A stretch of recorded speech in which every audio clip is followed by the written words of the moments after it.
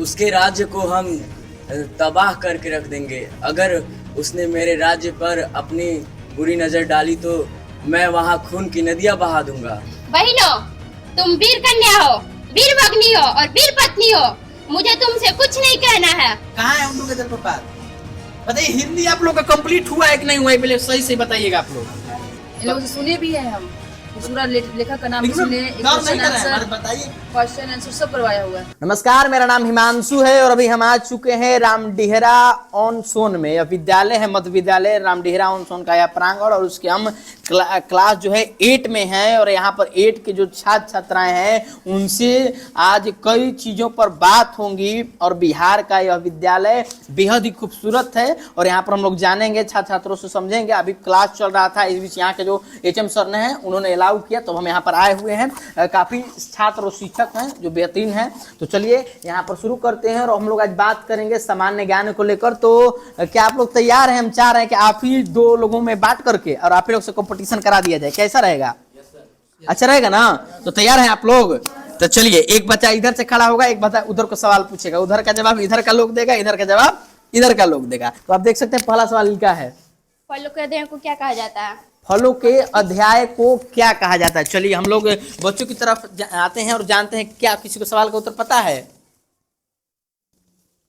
इनका सवाल था कि फलों का अध्ययन को क्या कहा जाता है। मतलब जो फल के बारे में जब हम लोग अध्ययन करते हैं, जानते हैं उस पूरी प्रक्रिया को क्या कहा जाता है। तो किसी को पता है?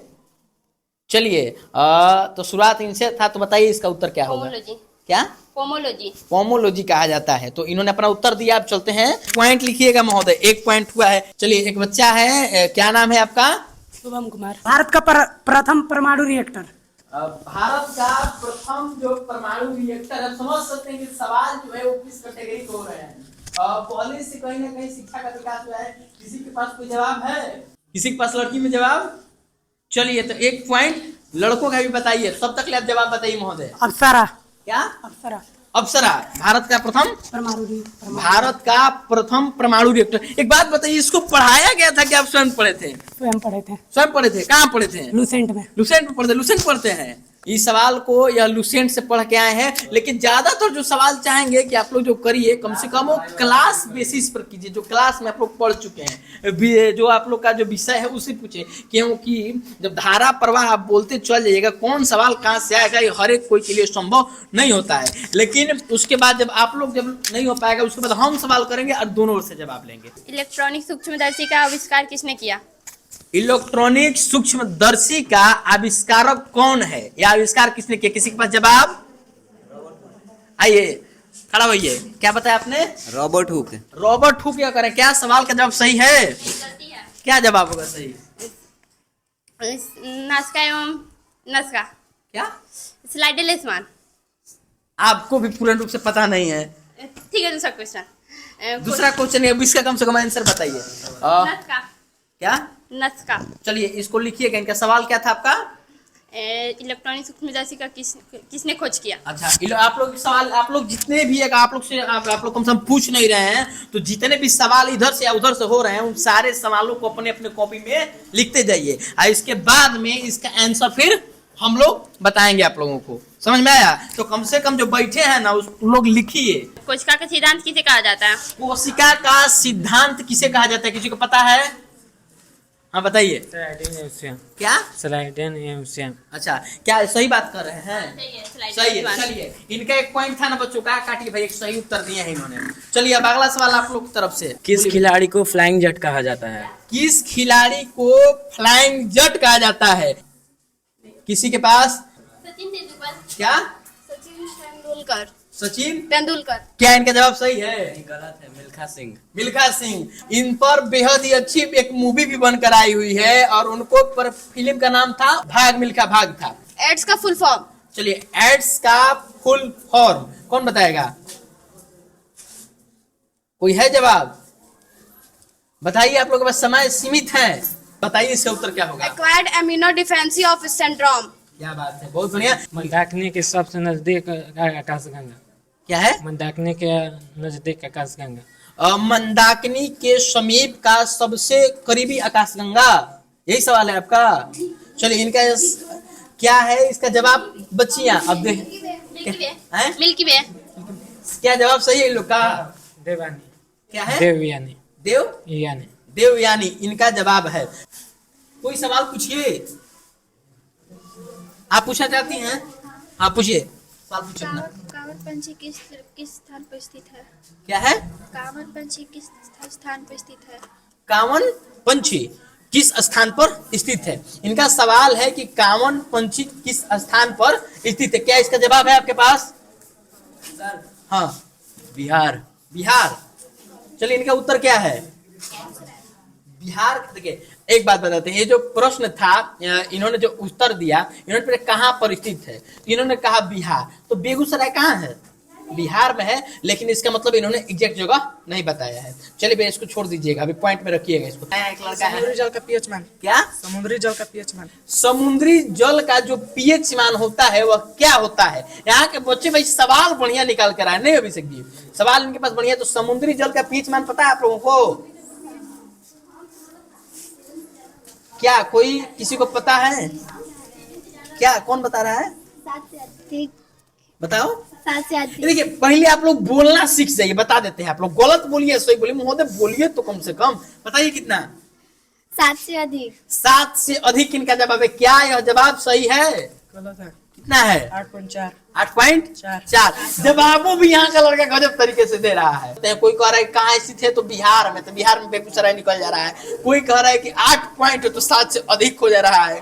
तो आप समझ सकते हैं कि जवाब देना और सवाल करना ये दोनों गजब तरीके से हो रहे हैं। और यहाँ पर मेरे पास है बिहार स्कूली हिंदी का बुक है, उसका नाम है किसलय। किसलय मेरे हाथ में है और हिंदी का सब्जेक्ट से मेरा सवाल होगा, बच्चों से भी और बच्चियों से भी, दोनों से सवाल होगा। और देखते हैं कौन सबसे अधिक उत्तर देती है।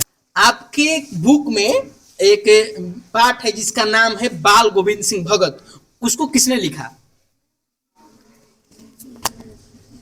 पढ़े हैं बाल गोविंद सिंह भगत के बारे में? किसने लिखा है? चलिए खड़ा हो जाइए आप। एक सवाल इनसे रहा, चलिए खड़ा होकर महोदय बताइए, बाल गोविंद सिंह भगत। आप लोग किताब रख दीजिएगा, बता देते हैं। आप लोग अभी किताब मत छुइए महोदय, आप लोग बहुत दिन से पढ़ चुके हैं। बताइए बाल गोविंद सिंह भगत के बारे में जानते हैं? नहीं जानते हैं? खड़ा हुई, ये भी नहीं जानते हैं। बताइए, इनके बुक से सवाल आ रहा है और जरूर है कि हिंदी का बुक है, एकदम कंप्लीट ही होगा। भाई बुक बंद कीजिए, नजर रखिएगा महोदय, कैमरामैन भाई लोग आप लोग नजर रखिएगा कौन बुक देख रहा है भाई लोग, इतना दिन आप लोग पढ़े हैं। और चलिए खड़ा हो जाइए। बाल गोविंद सिंह भगत के बारे में जानते हैं? किसने लिखा है उनके बारे में इस किताब में? इसका लेखक कौन है, राइटर कौन है? चलिए आप महोदय खड़ा हो जाइए। क्या नाम है आपका? अमृत कुमार। और आपका? रिक्की कुमार। आपका? अंकित कुमार। और महोदय आपका नाम? अजीत कुमार। चलिए अंकित, अजीत, अमृत जितने भी हैं इनको पता नहीं है। चलिए इधर से भी पूछ लेते हैं, जानते हैं बाल गोविंद सिंह भगत के बारे में? 8 कक्षा के सब छात्र हैं और मेरा मोटो आप लोगों को परेशान करने, बस जानना है। देखिए इतने क्लास में कौन कौन जानता है, बस हाथ उठा दीजिए, परसेंटेज दिखाइए ना महोदय। बहुत आसान तो है यार। बाल गोविंद सिंह भगत क्या, जिसके जीवनी परिचय इसमें बताया गया है रेखा चित्र के रूप से, बट हाथ नीचे कर दीजिए, उन्हें राम वृक्ष बेनीपुरी ने लिखा है। देखिए तो आपके बुक में सबसे पहला पाठ पर है, सबसे पहली पन्ना पर कुछ लिखा हुआ है, वहां पर आप लोग निकालिए बुक, यहाँ क्या लिखा हुआ है, थोड़ा जूम कीजिएगा महोदय। आइए कहाँ है बाल गोविंद सिंह भगत? इसके लेखक कौन है, रचनाकार? राम वृक्ष बेनीपुरी। राम वृक्ष बेनीपुरी हिंदी भाषा के बेहद ही कहीं ना कहीं ऐसे लेखक रहे, ऐसे मतलब राइटर रहे कि उन्हें याद किया जाता है उनके कार्यों के अनुसार। तो आप लोग इतने हल्के सवालों का जवाब नहीं दे पा रहे, बैठ जाइए भाइयों, आप लोग बैठ जाइए, आप लोग हमारे छोटे छोटे भाई हैं। चलिए अगला सवाल भी हिंदी के ही पेपर से रहेगा। आप लोग को पता है, अब एक सवाल होगा, केवल हम किताब पूरा नहीं पढ़ रहे हैं मतलब केवल किताब में कौन सा चैप्टर है, हम केवल उसी के बारे में चर्चा करेंगे, ज्यादा नहीं। उसके राइटर के बारे में पूछेंगे, वो कहाँ है वो पूछेंगे। हुंड्रू का जलप्रपात कहाँ है? हुंड्रू का जो जलप्रपात है वो कहाँ पर है? वाटरफॉल इंग्लिश में आपके पाठ में देखिए, नजर आ रहा है कहीं? इसमें है ना हुंड्रू का जलप्रपात, कहाँ है हुंड्रू का जलप्रपात? चलिए इनको भी नहीं पता है हुंड्रू का जलप्रपात कहाँ है। कहाँ है हुंड्रू का जलप्रपात? बताइए। हिंदी आप लोग का कंप्लीट हुआ है कि नहीं हुआ है, पहले सही से बताइएगा। आप लोग नहीं हुआ है? अरे भाई 2 चैप्टर बाकी है, 2 चैप्टर से पहले का है। पहले का है ना, 2 चैप्टर में लास्ट में आप लोग का झांसी का रानी बाकी होगा, एक कविता, एक और कुछ बाकी होगा। बताइए आप लोग कंप्लीट होते हुए भी आप लोग को नहीं आ रहा है, समझ रहे हैं, केवल पाठ पूछ रहे हैं महोदय। सर हिंदी के टीचर के हैं, कोई है? नीतू मैम आइए मैम। तो चलिए हम लोग मैम को भी बुलाते हैं। मैम पूरा का पूरा सब्जेक्ट कंप्लीट है, लेकिन फिर भी इन लोग से केवल सब्जेक्ट के जो लेखक है उनका नाम इन लोग को नहीं आ रहा है मैम। जबकि हम रटवाए हुए हैं, लोगों को बोले हैं कि याद करना है। देखिए सुने कोई भी शिक्षक आप लोगों, हाँ इन लोगों से सुने भी हैं हम, तो पूरा लेखक का नाम भी लेकिन सुने, मैम एक गौर नहीं क्वेश्चन कर रहे हैं, आंसर, बताइए। क्वेश्चन आंसर सब करवाया हुआ है। अच्छा फिर भी मैम नहीं बता पा रहे देखिए बच्चा फेयर लोग। लाए हो, देख लीजिए फेयर देख देखिए लीजिए। बच्चा लोग से मैम जो है वो फेयर भी करवाए हुए, फेयर दिखाइएगा, लेकिन फिर भी जो डर नहीं ना रहे महाराज, हम लोग वैसे मीडिया वाला नहीं हल्ला करने वाला। आप लोग बताइए, आप लोग को पढ़ाई पर ही हमारा चर्चा हो रहा है, कोई भी गलत तरीके देखिए फेयर बच्चा लोग दिखा रहे हैं, फिर भी आप लोगों को याद नहीं है। केवल पाठ से सबको याद नहीं है। और बताइए, और आप लोग याद कीजिए कैसे बने कंप्लीट। पूरा का पूरा क्लास जो है हमारे चैनल पर हर एक हफ्ता में हर एक विद्यालय का एक ऐसा ही कंपटीशन जीके जीएस वहां से जुड़े हुए जो पढ़ाई का होगा, वीडियो आते रहेगा, देखते रहेगा। नहीं चलिए, अशोक के सत्र त्याग के बारे में आप लोग पढ़ा है, इसका नाटक भी पढ़ा ही मैम। बताइए मैम, नाटक मैम आपका नाम क्या हुआ मैम? कुमारी नीतू है मेरा नाम। अच्छा मैम, तो यहाँ पर लगातार मैम आप लोग की एक्टिविटी कराती रहती है? हाँ, मैंने इसका नाटक भी क्लास में करवा रखा है। हाँ। अब इसका संवाद पूछिएगा, एक्टिंग की लड़की की थी सुनिधि, तो कैसे बोलना है, संवाद कैसे बोलना है, सारा चलिए कौन है सुनिधि? चलिए आइए इनको देखिए ना, हर एक क्लास में और देखिए सब कोई पढ़ता है। आदर्श कुमार ये बना था अशोक, अच्छा, और ये सुनिधि पद्मा। हाँ। और दोनों को मैं संवाद सिखाया था, कैसे संवाद बोलते हैं हिंदी में। चलिए फिर दोनों लोग यहाँ पर आ जाइए, दोनों लोग आइए। संवाद कैसे होता है? अच्छा, नाटक की जो संवाद होता है, जो एकांकी होती है, उसमें कैसे होता है जो बातचीत करने का तरीका, हम सुनिधि से जानेंगे और एक और उनसे भी जानेंगे। क्या क्या रोल अदा किया था आपने? मतलब हम अशोक के पास गए थे, वो हमारे पिताजी जिस गांव में रहते थे उस गांव में वो युद्ध किया था। राज हुआ था कि गांव हुआ था? राज मतलब कौन सा राज था? अभी इतना तो नहीं याद है। देखिए राज मत भूलिए, वो राज सबको याद है, क्योंकि उसी राज के दौरान अशोक ने अपने शत्रुओं का त्याग कर दिया था। इतनी वहां पर खून की नदियां बही, उसके बाद वह भगवान बुद्ध को मानने लगा था। आप क्या थे? हम अशोक थे। अच्छा आप ही अशोक थे। चलिए अशोक थे, अशोक का रोल अदा किए थे, मतलब बताए थे बच्चों को। तो चलिए आपने कलिंग पर विजय पाया था। यस। अच्छा कैसे उसमें बोलते थे आप? एक राजा की तरह। हाँ बोलिए राजा की तरह, एक राजा की तरह बोलिए, आप अशोक की तरह बोलिए। मतलब जो संवाददाता आना चाहता है तो हम बोलेंगे आने दो, मतलब मतलब इसमें से देख के कुछ बताना। बढ़िया से बताइए ना, कैसे बताते थे अशोक की तरह? जैसे एक राजा बोलेगा कि उसके राज्य को हम तबाह करके रख देंगे, अगर उसने मेरे राज्य पर अपनी बुरी नजर डाली तो मैं वहां खून की नदियां बहा दूंगा। ये राजा अशोक का वार्तालाप है और इन्होंने कहा है। और चलिए अब थोड़ा पद्मा से जानते हैं, आपने क्या कहा था? ये कह रहे खून की नदियां बहा देंगे। हम बोले थे बहनों, इन लोग के बहनों, तुम वीर कन्या हो, वीर पुत्र ही हो। देखना पड़ेगा। देखो ना, देखो देखिए कितना बढ़िया लगता है। बताइए कैसे बोलिएगा? बहनों, तुम वीर कन्या हो, वीर भगनी हो और वीर पत्नी हो। मुझे तुमसे कुछ नहीं कहना है। जिस सेना ने तुम्हारे पिता, भाई, पुत्र और पति की हत्या की है वह तुम्हारे सामने खड़ा है। आज उसी से तुम्हारे लौ लेना है। तुम्हें प्रण करो कि जननी जन्मभूमि और प्रार्थनी होते देखते पहले तुम सदा के लिए अपनी आंख बंद कर लेगी। गजब कहते हैं। और अशोक के इस कलिंग विजय के बारे में सब कोई पढ़िए, सब कोई जानिए। बहरहाल लगातार जो सवाल होंगे वो होते रहते हैं, लेकिन बहुत ही अच्छा लगा। चलिए आइए एक गाना भी गाते हैं महोदय। हम चाहते हैं कि सामाजिक गाना जिससे समाज को कुछ मिल सके, उस गाने को गाने का जरा कृपा करें आप। क्या नाम हुआ महोदय?